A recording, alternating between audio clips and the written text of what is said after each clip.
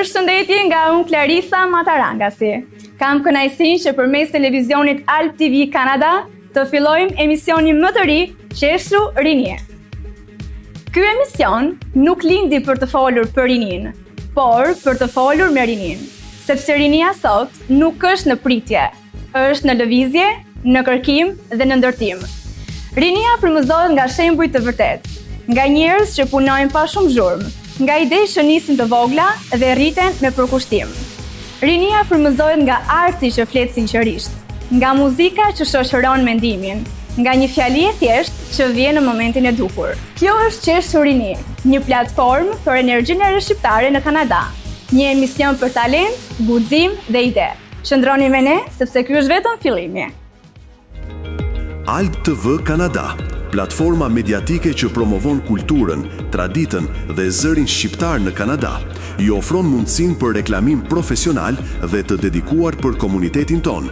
Keni një biznes shqiptar në Kanada, organizoni evente kulturore, muzikore apo komunitare, dëshironi të zgjerohet emri juaj në një audiencë të gjerë shqiptare, reklamoni tek ne, spote televizive dhe promovime në emisionet tona origjinale, promovim në rrjetet sociale, intervista dhe përfshirje në programet tona, mbështetje kreative për ndërtimin e reklamës suaj.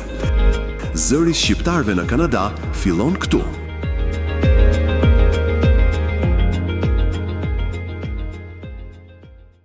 Përshëndetje dhe mirë se vini në Qeshru Rini.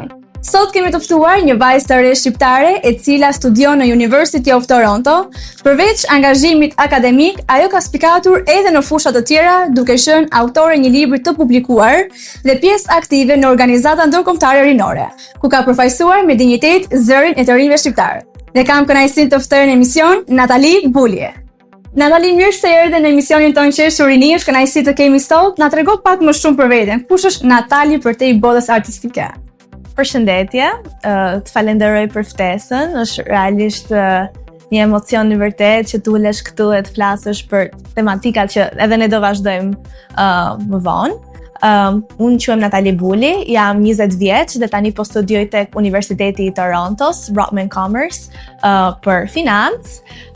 Përveç gjërave akademike që mund të kem kaluar përgjatë jetës time, gjithashtu jam përpjekur që të bëj dhe gjëra që janë sociale, jam përpjekur që të angazhohem sa më shumë me rinin, me organizata të ndryshme jo fitimprurse, dhe aty kam gjetur veten në disa pjesë të ndryshme të puzzle-it. Rrugtimi juaj nga Shqipëria në Kanada vërtet ka shënë një ndryshim i madh. Si ka ndikuar kjo në eksperiencën tuaj personale dhe profesionale? Lëvizja në Kanada ka qenë vërtet një ndryshim. Nëse më kupton, është një gjë e re, vendos veten para një pozite e cilën jo shumë njerëz e bëjnë, dhe të lëvizësh nga një shtet siç mund të jetë Shqipëria, që është vendi në cilin ti jeton, dhe të shkosh diku tjetër, që flasin gjuhë tjetër, njerëz me kulturë tjetër, ka atë ndryshimin e vet. Personalisht, unë e gjeta veten të akomodohesha pak më thjesht se sa pjesëtarët e tjerë që mund të kem pasur afër meje. Ndjeva sepse edhe isha shumë me familiarizuar me anglishten, lexoja shumë libra në anglisht dhe kisha gjithmonë atë American Dream që quhet, dhe prej asaj edhe sikur e shijova pak ardhjen këtu. Ka momente që ndihesh sikur ka vështirësi, dhe ka vështirësi, por e pash ka sfidat e veta, patjetër. Ka sfidat e veta, por doja ta shija me syrin pozitiv. Ndoshta edhe nga që isha, nuk e di, 17-18 vjeç dhe isha në atë fazën që thjesht doja ta shijoja çdo gjë që më vinte përpara. Duke jetuar midis dy kulturave të ndryshme, Kanada dhe Shqipëri, si e ke përjetuar ti? Ndryshimin kulturor?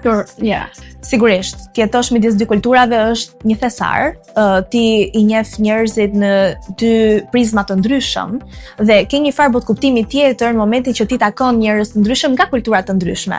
Sidomos në Kanada, që ka kultura nga e gjithë bota, nuk është se ne takojmë vetëm kanadez, takojmë nga gjithë globi, dhe është ajo takimi i parë.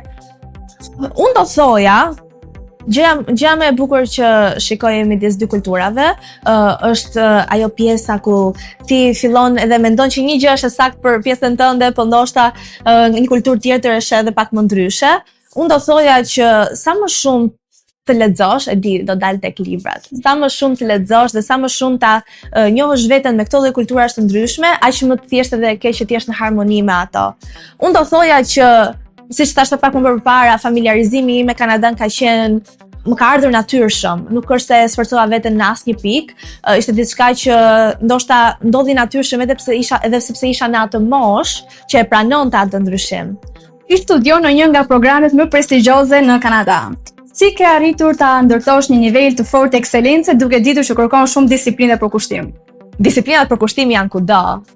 Do me thënë, në çdo deg që ti vazhdon, në çdo shkollë që ti vazhdon, çfarëdo lloj rrugtimi që ti merr, mendoj që është gjithmonë shumë e rëndësishme të kesh disiplinën dhe është shumë e rëndësishme që të kesh vullnetin.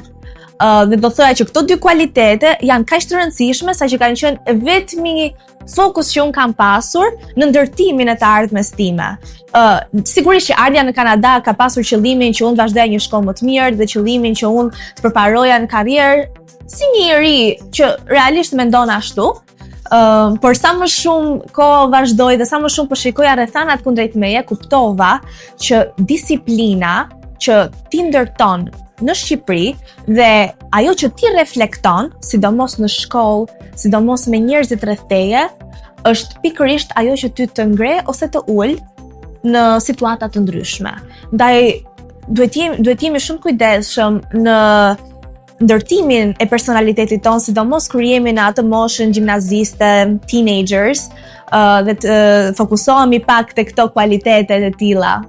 Ndaj këtë do thoja, do me thënë duke u fokusuar te këto të dyja, sigurisht edhe shumë gjëra të tjera, jam përpjekur që ta gjej veten sa më mirë në situata të ndryshme dhe në rrugtimin akademik, sigurisht. Natale, ju gjithashtu jeni pjesë edhe organizatave ndërkombëtare rinore ku përfaqësoni me dinjitet zërin e të rinjve shqiptare. Çfarë do të thotë për ty kjo përgjegjësi? Vërtet është përgjegjësi, më pëlqen fjala që përdore. Po, është diçka që unë e nisa që kur isha e vogël, që kur isha 14-15 vjeç.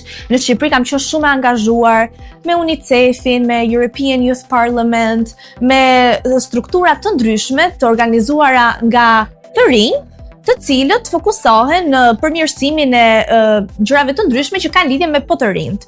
Ka qenë një nga fokuset e mia kur kam qenë pak më e vogël, dhe është diçka që jam përpjekur ta vazhdoj, edhe pse tani jam në një kontinent tjetër. Janë ato karakteristikat që ngelen me ty. Përveç karrierës tënde dhe gjithë këtyre angazhimeve që ne përmendëm, një pjesë e veçantë e rrugtimit tuaj është edhe publikimi i librit. Si lindi ideja për të përshkruar këtë libër, për të botuar? Atëherë, unë do jem e sinqert me ty. Ideja e publikimit të librit ose ideja e librit nuk më erdhi në një ëndër dhe nuk më erdhi nga, nuk e di, YouTube-i.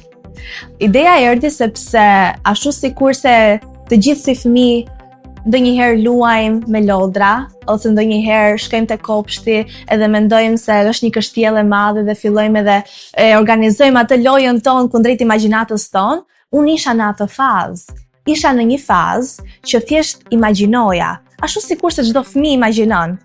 Dhe shumë fëmijë e kanalizojnë këtë imagjinat në lodra të ndryshme, në lodra, disa djemt luajnë në PlayStation, vllai im luante në PlayStation. Unë e kisha fokusin tek libri. Më pëlqente shumë të lexoja, më pëlqente shumë adhuroja. Dhe këtë imagjinat që kisha, doja ta shkarkoja diku. Dhe nga që më pëlqente leximi, mendova pse jo mos shkruaj. Erdhi shumë natyrale, nuk është se ishte diçka që e planifikova. Sa kohë duhej për realizimin e këtij libri? Do të them përsëri një gjë shumë të sinqertë. Sinqerta do. Sigurisht. Librin unë e shkruajta në një event që quhet NaNoWriMo. Është National Novel Writing Month. Dhe është një farë sfide në të cilën ti e shkruan një libër për 30 ditë. Tani unë isha 15 vjeç, 15-16 kur po e shkruaja dhe kisha kohë, them të drejtën, që të ulesha dhe për 30 ditë të shkruaja një first draft, një draft të asaj që kisha imagjinuar. Dhe e shkruajta, ishte diçka të cila sigurisht kërkonte punë, por finalizimi i fazës së parë ishte një muaj. Pastaj, sigurisht raundet e ndryshme të editimit marrin disa kohë, mu desh një vit e pak. Duke qenë se libri është një nga arritjet tua personale, doja të ndaleshim pak te kjo pjesë. Çfarë përfaqëson për ty ky libër për në një nivel më të thellë, jo vetëm si projekt, por edhe si pjesë e rrugtimit tuaj personal? Falenderoj për këtë pyetje, sepse është një pyetje shumë e vënd. Është ajo pyetja, artin e krijon personi apo personi krijon artin, dhe është, kupton, kush vjen më përpara, veza apo pula. Por për mua simboli i librit, e përmenda pak më parë, ka qenë imagjinata dhe fëmijëria. Do me thënë, në atë periudhë kur unë e bëra librin, për mua vërtet ishte arritje shumë e madhe dhe është. Por kur e reflektoj, e shikoj si një simbol të fëmijërisë dhe imagjinatës që kam pasur në atë kohë. Sepse libri kishte tonalitete të tilla, nëse unë i rikthehem tani, realisht shikoj një Natali tjetër. Shikoj një Natali që ishte pak më e vogël, që i mendonte gjërat pak më ndryshe, pak më të thjeshta. Ndaj atë lloj simboli ka për mua. Është si një fotografi. Çdo libër ka gjithmonë një pjesë të fortë që lidhet me pjesën emocionale të autorit. Ne do kishim shumë dëshirë që libri të ishte me ne sot, por nëse ti mban mend ndonjë fragment që lidhet shumë me pjesën tënde emocionale, do kishim shumë dëshirë ta dëgjonim. Shiko, librin unë e kam shkruar kur kam qenë pak më e vogël. Ndaj ato gjëra emocionale që ishin të përfshira në libër, ishin momente të cilat ishin katapulta emocionale që unë i ndjeja në moment, sepse isha adoleshent, sapo isha hyrë në adoleshencë. Ndaj fragmente të vogla në libër mund t'i gjesh ndoshta në një fjali ose në një fjali tjetër. Nuk mund të them për shembull që gjithë libri ka qenë reflektimi i asaj për cilën që kam përjetuar unë përgjatë asaj kohe, sepse isha 15 vjeçë dhe libri është një libër fantastik, ka elemente fantastike, flet për vajza shumë të forta dhe ndoshta kjo ka qenë një nga ato gjërat që më ka motivuar, sepse personazhi kryesor është një vajzë dhe është një vajzë shumë e fortë dhe mendoj që mund të ketë qenë një gjë e brendshme që mund ta kem futur dhe unë në libër. Pas publikimit, si kanë qenë reagimet e njerëzve, të shoqërisë, të familjarëve, se vërtet besoj është një arritje e madhe dhe familja është ajo që bëhet krenare e parë. Pastaj për pjesën e shoqërisë nuk e di. Për pjesën e shoqërisë. Jo, në fakt familja ime, ato dua të përmend të parët, kanë qenë suporti më i madh. Dhe realisht nuk e kam ndier asnjëherë veten vetëm. Jam shumë e bindur që prindrit do bëjnë çdo gjë për fëmijët e tyre dhe prindrit e mi kanë qenë ata persona që në momentin që unë i ula në dhjetor atë ditë dhe i thash mami, babi, unë kam shkruar diçka, ato thamë çfarë? Kupton? Dhe që prej atij momenti nuk më kanë lënë asnjëherë të vetme me këtë situatë. Madje më kanë suportuar aq shumë saqë nuk mendoj se do kisha arritur deri në këtë lloj faze pa ndihmën dhe suportin e atyre. Nga ana tjetër e shoqërisë, në të njëjtën kohë, nuk e di nëse e njeh Petronini Luarasi në Shqipëri, në të njëjtën kohë unë isha presidente e gjimnazit Petronini dhe bëja edhe shumë evente dhe bëja edhe shumë aktivitete. Nëpërmjet këtyre eventeve dhe aktiviteteve, krijova një rang shoqërie të cilët ishin aq të hapur dhe aq të afërt me mua, saqë dhe më suportuan në publikimin e librit. Pra ishte diçka që erdhi ndoshta si një efekt dominoje, nuk është se thjesht unë e publikova librin edhe prita që të më vinin njerëzit te shtëpia. Ishte një efekt i cili vazhdoi për disa kohë. Shpesh themi që njerëzit gëzohen shumë për suksesin e njëri tjetrit dhe në të vërtetë ndodh. Por nga ana tjetër, pas atyre urimeve që marrin, ndonjëherë kemi edhe atë konkurrencën e vogël. Si mendon ti në përgjithësi kur dikush arrin sukses, a shoqëria gjithmonë ajo mbështetja apo ndonjëherë ndodh që do ketë pak xhelozi por në mënyrë shumë diskrete? Kjo është një pyetje shumë e bukur. Njerëz të ndryshëm ka kudo. Dhe kjo është një fjali shumë gjenerale. Në të vërtetë, nuk i kam vënë re kurrë personat që mund të kenë qenë xheloz ose personat që mund të kenë pasur ndoshta mendime negative përgjatë rrugtimit tim. Sepse në fund të ditës ka qenë një rrugtim personal dhe ka qenë një rrugtim në të cilin suportin që unë kam ndier ka qenë aq i fortë dhe aq i madh saqë nuk e kisha mundësinë dhe nuk e kisha kohën dhe nevojën që të dëgjoja ato komentet negative. Njerëz negativ mund të ketë kudo dhe është diçka që nuk e evitojmë dot përgjatë rrugtimit tonë, përgjatë jetës, jo vetëm në këtë rast, por në çdo rast, janë kudo me ne. Mund të ndryshosh shtete, mund të shkosh në Norvegji dhe përsëri do t'i gjesh ato njerëz, por është një farë muskuli që trajnohet, që ti vetëm dëgjon personat pozitiv dhe personat që të mbështesin. Dhe në momentin që fillon të dëgjon këto lloj njerëzish, jeta jote merr ngjyra. Shpeshherë themi që njerëzit gëzojnë për suksesin e njëri tjetrit, por dhe në të vërtetë ndodh. Por nga ana tjetër fillon edhe ajo pak bashkë me urimet edhe konkurrenca e vogël. Si mendonte, ndodh kjo në jetën e përditshme? Për të ndodhur në jetën e përditshme kjo ndodh, por nuk është diçka në cilën e kam dashur unë që të jem edhe fokusuar. Konkurrencë dhe xhelozi ose komente negative këto janë fenomene që ne i shikojmë gjithmonë dhe i shikojmë për ditë. Nuk është diçka që ti mund ta evitosh, por gjatë rrugtimit tim dhe deri këtu ku kam arritur unë në këto momente, se 20 vjeç jam, kam vënë re që sa më shumë të dëgjosh gjërat pozitive, pomohen ato fjalët negative.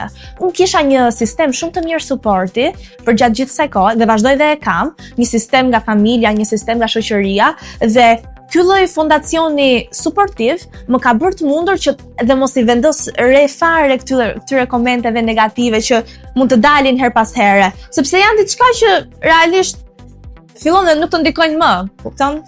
Dhe duke lidhur me këtë që po flasim, suksesi bëhet edhe më i bukur kur na rrethojnë njerëzit që na japin energji pozitive dhe kur na mbështet një shoqëri shumë e pastër, sepse shoqëria nuk është vetëm të kalojmë kohë me njëri tjetrin, por ta mbështesim njëri tjetrin edhe në momente kur nuk duken shumë të lehta.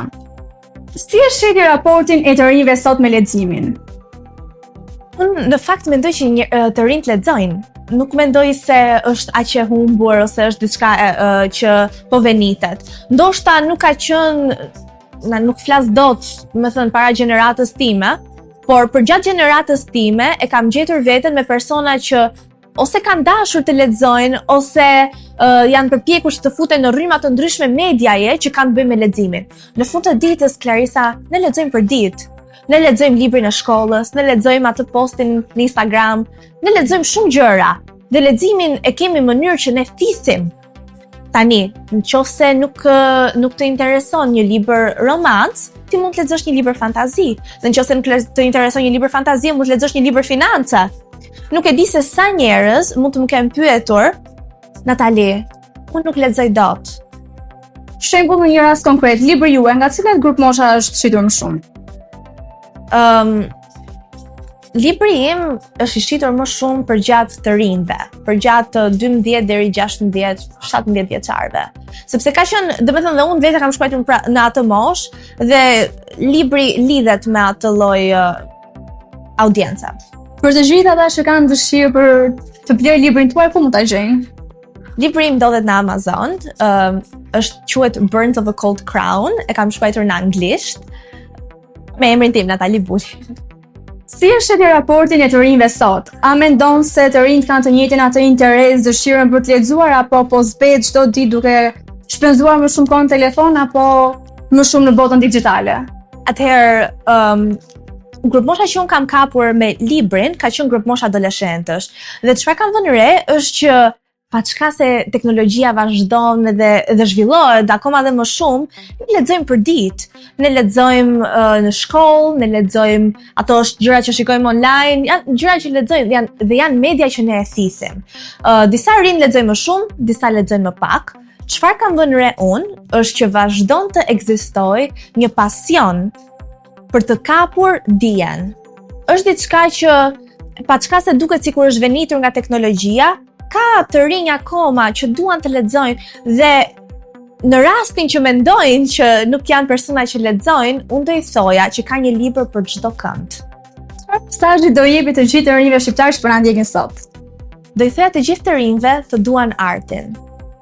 Financa, matematika, ekonomia, lëndët shkencore janë ato që na shoqërojnë gjatë gjithë jetës. Por arti është ai që ushqen shpirtin tonë. Ndaj, një nga mesazhet më të mëdha që unë do ndaja, do ishte që të vazhdonit të rëmbeheshit në art. Shumë faleminderit Natali për gjithë të bisedë kaq të bukur që ndave me ne dhe që frymëzove të gjithë të rinj shqiptarë që po na ndjekin. Për ta bërë bisedën edhe më interesante, ne kemi krijuar disa lojra. Loja e parë do të quhet situata reale, ku unë do të krijoj disa situata dhe dua të di se si do jetë opinioni juaj po të ndodhesh pikërisht në atë situatë. Situata e parë. Nëse dikush të kritikon për suksesin tënd dhe mundohet ta minimizoj atë që ke arritur, si do reagoje?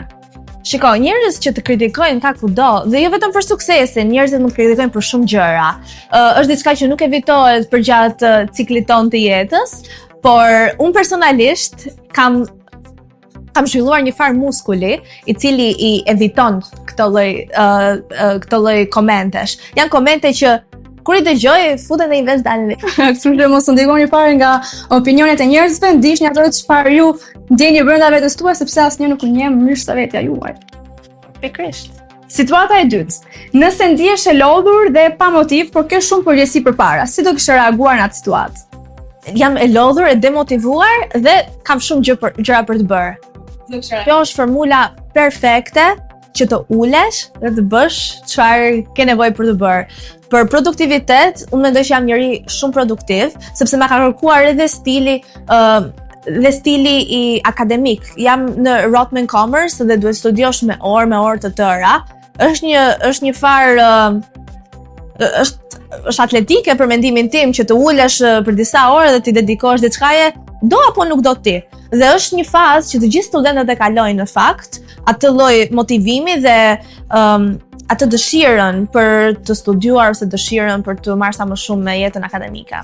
Situata e tretë. Nëse një mik i afërt nuk të mbështet në një moment të rëndësishëm për ty, si do kishe vepruar? Gjithë miqtë e mi të afërt më kanë mbështetur, nuk e di. Sure, çka kemi fat. Ndonjëherë ndodh që japim shumë nga energjia jonë, por nuk marrim të njëjtën energji mbrapsht nga njerëzit që na rrethojnë. Si do kishe vepruar në atë situatë? Unë mendoj që ne nuk jemi kurrë të humbur nëse japim nga vetja jonë. Ne thjesht reflektojmë atë çfarë shpirti jon përmban. Nëse japim dashuri ose nëse japim mirësjellje ose nëse sillemi në një farë mënyrë pozitive me një person, është gjithmonë në anën tonë pozitive. Ndaj, edhe nëse nuk është reciproke, në fund të ditës nuk ka rëndësi, sepse rëndësi ka se si ne veprojmë me të tjerët, se si ata na e kthejnë mbrapsht. Kjo është puna e tyre, se si ata kthejnë. Faleminderit Natali, tani do të kalojmë në një lojë shumë spontane. Unë do të filloj fjalinë dhe ti do e përfundosh. Në momentin mendim i parë që të vjen mendja. Gati? Ka. Suksesi për mua është të bëj prindër krenar. Motivi për mua vjen nga dëshira për të pasur sukses. Kur përballem me vështirësi, unë reflektoj, mendoj dhe përballem me vështirësinë. Një mesazh që do i jepja të gjithë të rinjve që po na ndjekin është të duan artin. Një ëndër që dua të realizoj në të ardhmen është për momentin fokusin e kam tek akademikja, ndaj nuk jam tot një përgjigje shumë. Dhe në fund, jeta për mua është e bukur. Shumë faleminderit Natali, që ndave një bisedë shumë frymëzuese për të gjithë të rinjt shqiptar që po na ndjekin sot. Dhe së bashku me Natali, ne duam të japim një mesazh për të gjithë të rinjt. Lexoni sa më shumë, përkushtoni të ëndrat dhe qëllimet tuaja dhe shpërndani energji pozitive kudo që ndodheni. Faleminderit që na ndoqët dhe shihemi në episodin e radhës. Faleminderit.